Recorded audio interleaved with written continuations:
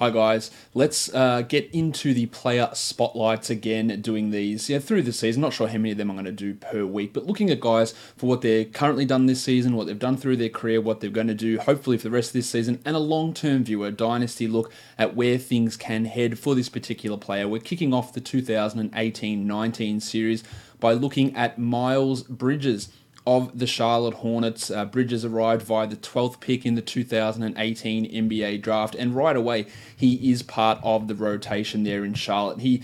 There's a few things with Bridges. I thought he should have come out after his freshman season. He probably would have been a top 10 pick in that draft. Slid a little bit, and his numbers in college, they did slide in his sophomore season as opposed to his freshman season, so that is worth mentioning. Especially his shooting numbers, where he went from 39% down to 36%, and his 2-point percentage dropped significantly. But he was dealing with some injuries in that second season at Michigan State as well. Averaged 17 and 7 in the 31 minutes that he did play through that time in Michigan State in that second season. Now, so far this season for the Charlotte Hornets, Bridges is playing almost 20 minutes per game. 8 points and 3 rebounds, hitting a 3, getting 1 assist, 0.7 steals. He's shooting the absolute lights out though, so that's something we have to remember when looking at his numbers from this season. 57% from the field, including 71% on his 2-pointers. The 36% from 3, that's fine. That's something that he could potentially keep up. The 50% from the free throw line, well, that's something that's probably going to increase given that he's not a bad free throw shooter at all.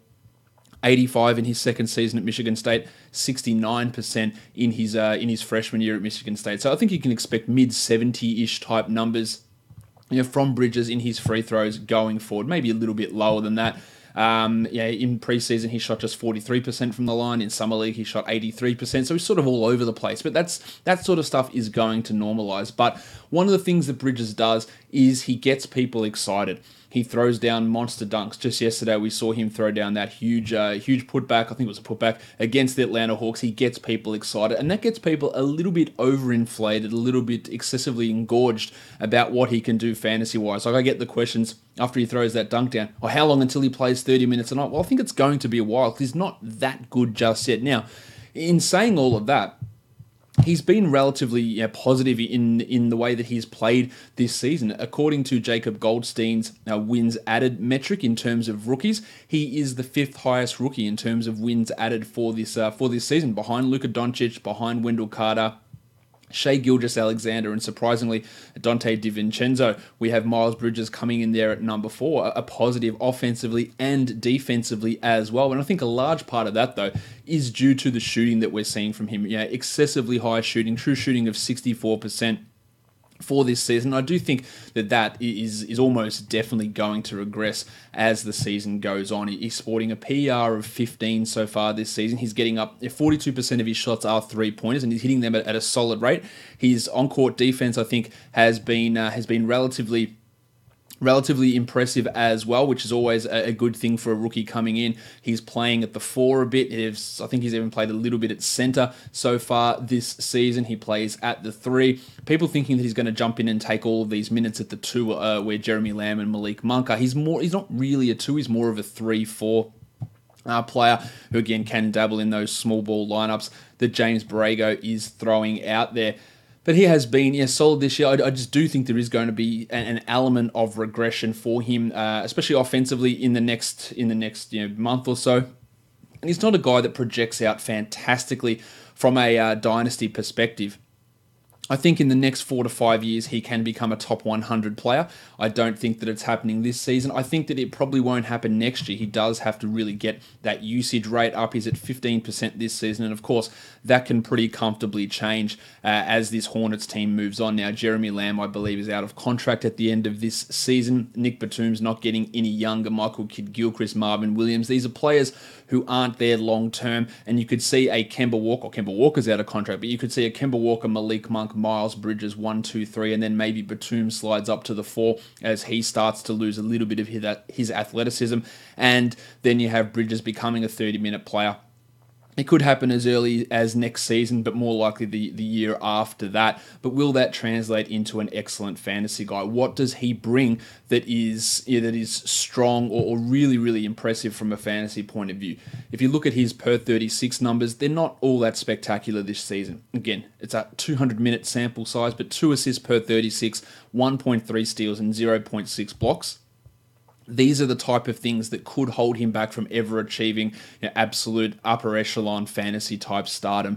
Just not being able to generate much in those defensive numbers or pass and be an okay scorer again, looking at this efficiency, because it is going to drop down. But his ability to provide above average defense at this early portion of his career, it portends well for him being a guy that's going to find himself with a significant role on this team moving forward. The team is 4 points per 100 possessions better off when he is on the court versus when he is off. Again, a huge start for a rookie as well. His shot selection is fine. He has not taken one single jumper between he's barely taken any jumpers between 10 feet and out to the 3-point line. Less than 1% less than 10% of his shots have been in that zone, with 33% of his shots at the rim. Now, I talk about his high field goal percentage. He's hitting 90%, this is according to Basketball Reference, 90% of his shots at the rim he is converting. So that number is clearly going to dip. His 3 to 10 range, he's at 33%. So there's room for that to actually increase. He's getting a lot of his shots assisted. 72% of his 2-pointers have been assisted so far, and he's getting quite a significant portion of his field goals are dunks. 17% of his field goal attempts have been dunks so far. So there are some interesting things. The athleticism's there. He is moving and getting the shots, but creating his own shot has been difficult so far. But a lot of his positive indicators, or a lot of his advanced indicators, are trending in the positive direction. So he's probably outstripped his performance so far, but a lot of that, I believe, has to do with that increased efficiency, which I do think we are going to see move down. As I said, I think he peaks at a top 100 player across the next 5 seasons. I don't think he ever becomes as impactful fantasy-wise as what Nick Batum is, using player from his own team. Maybe he moves into a Jeremy Lamb type of role, though Lamb is a strong rebounder. He could be a top 80, top 70 guy in 30 minutes. Maybe Bridges gets to that level, but I'm struggling to find at this point exactly what he does at not even an above average, like a very good level. Which one of these categories is he going to do what's he going to do at a very good level? Is he going to get steals? Probably not. Blocks? Probably not. Rebounds? Assists? No. Field goal percentage? Probably average. Free throw percentage, never going to be in the elite zone. Getting to the line, which is something that rookies do struggle with, granted, but he's not getting there at huge amounts at the moment. A free throw rate of 0.133, so 13%.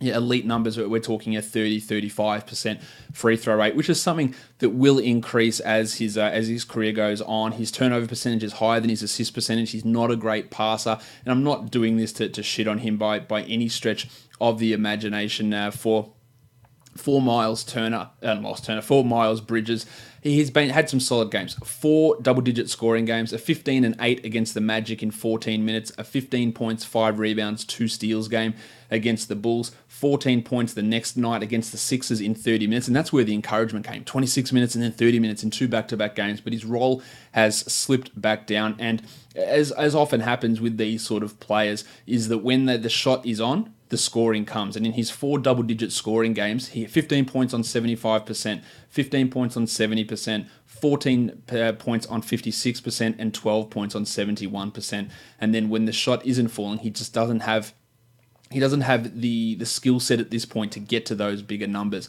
In terms of the 2 rookie Bridges, because these guys are always going to be compared together, I like McCall Bridges a lot better for this season and long term as well. I think he offers a more diverse fantasy skill set, and Miles' lack of assists, steals, blocks, rebounds, and potentially the not great shooting, I think is always going to limit him, but he could be one of those players who gets overrated and he just absolutely detonates on guys when he dunks, and it is super exciting to watch him out there. I love watching him, but will it always translate into big fantasy numbers? We're not quite there with him yet, and I'm not certain it's going to come.